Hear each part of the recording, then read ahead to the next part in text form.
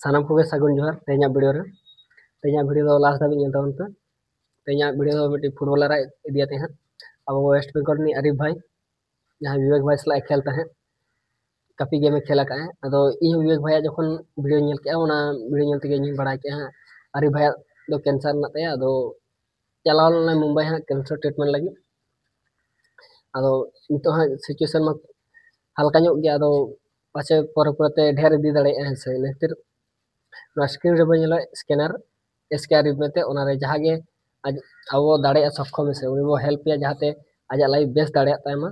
और आज जेरकम previous stage रे ताहिया से इनके बेस सुस्त सबल हेजते और इनके गे नवा गेम करे पार्टिसिपेट दाड़े मा और नवा वीडियो ज्यादा से ज्यादा शेयर तमन पे जहाते उनिया फुटबॉलर लाइफ मीटिंग सुस्त सबल हुई दाड़े मा और उनी साथे अब ताहन मा से माइखान ᱧᱟᱯᱟᱢ ᱟᱵᱚᱱ ᱱᱟᱣᱟ ᱵᱷᱤᱰᱤᱭᱳ ᱨᱮ।